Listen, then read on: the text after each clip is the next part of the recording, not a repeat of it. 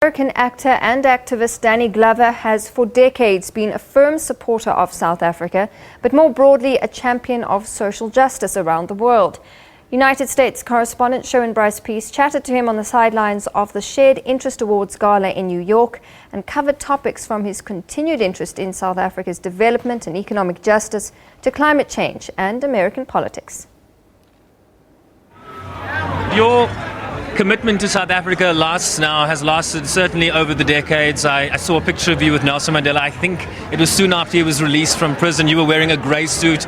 He was looking much younger then. We both were looking much younger. I think it was June 23rd, 1990 in Boston. It was in Boston. That was his first trip to the United States. And I introduced him at a rally at the Kennedy Library. It was a luncheon at the Kennedy Library. And he was with Winnie then. And I remember that moment. I think I have a picture of that somewhere. I wanted to ask you why you've stayed so engaged in the South African project, even when the politics of the day has changed. Even when what? Even when the politics of the day has changed.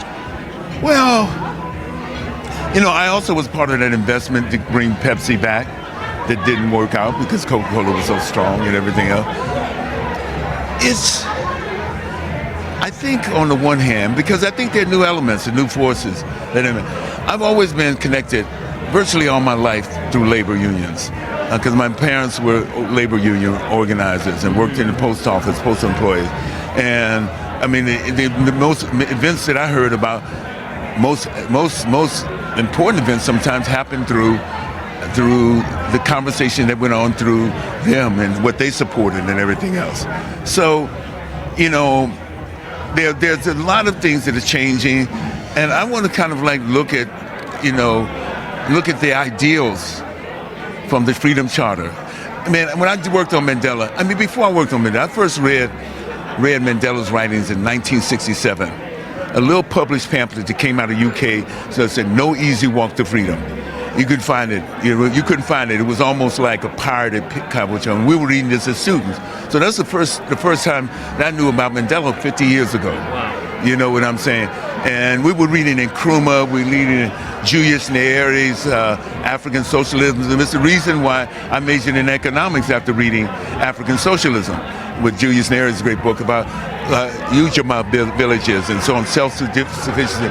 I think all those important now, in the sense that we're going through an amazing era of industrialization, and on top of that, of a certain kind of expansionism that's left the rest of the world poor. Without a doubt, the kind of expansion and particularly the developing world.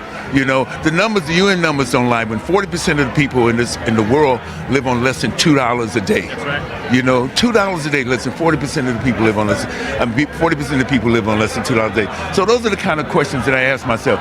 Whether it's in South Africa, whether it's in Africa itself, whether it's in the Caribbean, whether it's in Brazil, where my wife is from, wherever it is, those are questions that I ask. Donna Katzen describes the importance, in terms of what she's doing at Shared Interests, of human-to-human development. Never mind the politics that might be happening at a national level. On important what's come, that's the important element. That's an element that has to be. We have to reimagine our relationships with each other. We have to kind of humanize our relationships and touch each other. The Americans here are so divorced from what is happening in the rest of the world. We sit here in the face, right here, enjoying all the amenities that we have. We don't know what's happening in Syria. It's important for us to understand that in order for this world to work, nobody talked about global warming at all. Nobody mentioned global warming. What did Bishop Tutu said? I didn't hear his name before. Bishop Tutu in Copenhagen a few years ago said that if we allow degrees to rise to 2 degrees Celsius, Africa would be insinuated. We don't talk about that stuff. When we have to talk about another relationship with a system that is the system that has destroyed the planet is the same system that dictates what's happening in the rest of the world right now. And I know. I don't think Mandela died a happy man. I don't think he was kind of saddened by what had happened at that, and his inability to do it. We had a 70-something-year-old Mandela. We didn't have a Mandela who had the fire that in his belly that had 50 or 60 or whatever that had. So on the one hand, I'm engaged to see what's happening. There's new young leadership out there. And a lot of that leadership is coming from the labor sector, those people who are very strong, and without their struggle and without their support, the anti-apartheid, the end of apartheid would not have ended as well, you know? So all the contributors. So where do we find the new energy? Where do we base the new relationships? And what are the new messages that we say in the 21st century? A world that works for all of us, not just the 1% or not just the few, but for all of us. Sounds a little like Bernie Sanders to me. Well, you know, the World Social Forum has been talking about that. I met my wife 15 years ago at the World Social Forum, and they were talking about that. You know what I'm saying? Arundhati Roy talked about a world that works for all of us. She's the one I thought that coined that term, you know, from India, and her struggle against power plants, nuclear power plants, and against what's happening to Indian farmers in India and everything else. So it's a term that certainly that Bernie Sanders is someone who's embraced the term because his relationship with politics and his relationship to the human experience is quite different than most people who ran for president. Can I ask you one more? Do you ever get to South Africa? Do you still go out there? Yeah, I was just in South Africa.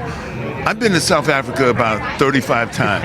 I was just in South Africa in October last year. I was in South Africa. October, yeah. You know, I'll get there soon. I'll go to South Africa. In fact, I've been to South Africa more than any other country on the continent. Actor and activist Danny Glover talking to our correspondent in the US, Sherwin Bryce-Pease.